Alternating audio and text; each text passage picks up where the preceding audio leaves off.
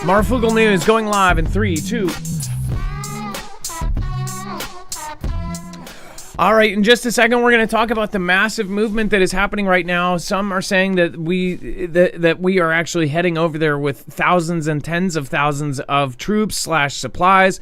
We'll talk about what we think that is again in just a second.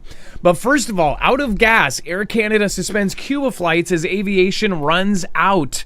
Now, when I first read, I'm like, I didn't quite understand this. Effective today, Air Canada is suspending service to Cuba due to an ongoing shortage of aviation fuel on the island.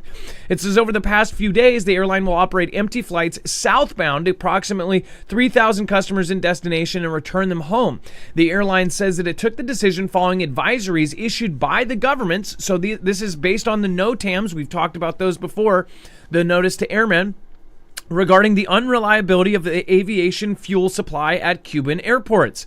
It is projected that as of Tuesday, February 10th, aviation fuel will not be commercially available at the island's airports. For remaining flights, Air Canada will tanker in extra fuel and make a technical stop to refuel on the return journey. But if you remember, there's a complete embargo. They're not letting certain things in. Now, this is an absolute sign that they are running out of almost everything. And just for the Air Canada and other airlines to get their people out of Cuba, which I was like, how many people are actually there? I didn't know the changes since Obama's era. I know that they had some changes with Cuba, but I was like, how many freaking people get to go to Cuba every year? It says there is a need for no need for these customers to contact Air Canada Vacations, blah, blah, blah. ACV says that customers currently in Cuba on one of its packages can receive direct support from Air Canada Vacations local representatives. So apparently these people vacationing in Cuba, they are getting kind of a scare here because they're thinking, oh, am I not going to be able to go home? The main point here is something is definitely happening as far as the local government there. Obviously, there is they are starving them out. And Cuba is about to either make a move one way or another. We'll talk about Russia and their involvement. We'll talk about that here in a minute. Before we do, I do want to remind you guys, make sure to go check out marfooglenews.com/EMP. This is a device that you absolutely should have on your cars, trucks, motorcycles, boats, generators, if you want to keep them running after an EMP blast. This will also protect you against a natural event, a Carrington-level event from the sun. Go to marfooglenews.com/EMP and make sure to use code MARF. Let's bring in my co-internet brother, Dex James. What is going on and how are you doing today? Dex. Well, hello, Adam, and hello, Foogle fam. I'm doing just fine.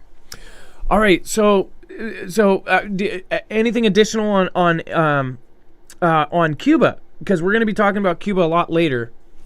Yeah, I guess there is a lot of Canadians there because they've had like diplomatic relations with Cuba since the revolution for like 65 years. See, I didn't know that. It's in and out, yeah.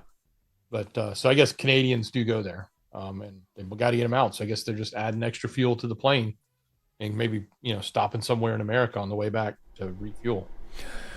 Well, and then do you want to go over Netanyahu heads to Washington for a closed door, essentially secret meeting with Trump? Yeah, we know what this is all about. When Netanyahu comes to town, especially when the warships are lined up at, Iran's front door, get ready for action. So the prime minister seeks to press Trump on strict red lines over Iran's nuclear program and the ballistic missiles. It's my understanding that our red line was the nukes and we wanted a nuke deal, but, Israel and Netanyahu is coming in saying, no, we need them to also not have ballistic missiles. They need to stop that. We destroyed them last time and we are going to do it again if they build them. So make that part of the negotiation. So I think, in one hand, we're probably going to, there's probably going to be a discussion as to when are they going to start the strike.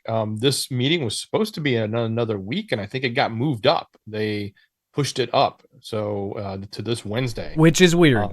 Yeah, so speeding that meeting up with Netanyahu and Trump, obviously something that would pretty much go down right before they do an invasion. And if you take a look at that Armada map on the screen there, in the article, you'll see the positioning of a lot of our ships from in the Persian Gulf to out in the open sea there, up into the Red Sea. And then, of course, we do have some stuff in the Mediterranean that can come. So we've got all angles covered for Iran. Yeah, so the saying, you are surrounded. And on top of that, this is massive. So this is big. At least 112 USAF C-17, the big tankers, the aircraft headed to Middle East. These are the ones that can take hundreds of soldiers. An eye-opening and massive number of C-17 Globemaster military support and cargo planes have been observed heading to Europe and the Middle East in what some monitors have forewarned looks like the buildup to a major war in Iran. One regional watcher and pundit commented in response, 112 C-17s are on their way to the Middle East. Guys, that's a lot. Like Desert Storm, a lot. Stay tuned. This is a Friday prominent open source, Armchair Admiral, and the others used public flight data to actually tally that huge armada of US C-17s. So this is a big number of C-17s. These are the big ones you see. In fact, on the movie Greenland, since everybody has been watching that's been in the top 10 for like 10 weeks. Greenland, that big plane, I believe that's a C-17 that has all of those people in it before they go to Greenland. These can hold not only equipment, supplies, but they can hold a lot of soldiers. And 112 of them, that's pretty insane. All at once, all heading out, that's... Yeah, but, you know, again, we're not going to tell you we told you so. We told you so. And you guys get the drift. This is probably, and also, Dex, think about this. Netanyahu coming here. What if he's here while this all goes down for safety reasons, too? Like, what if this all pops off while he's here? Yeah, good point.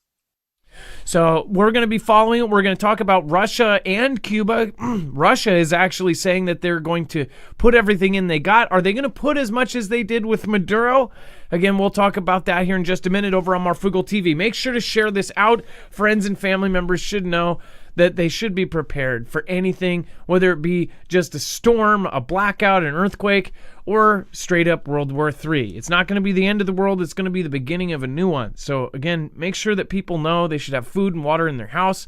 We'll see you in just a minute. Be safe, be prepared, and Marf out.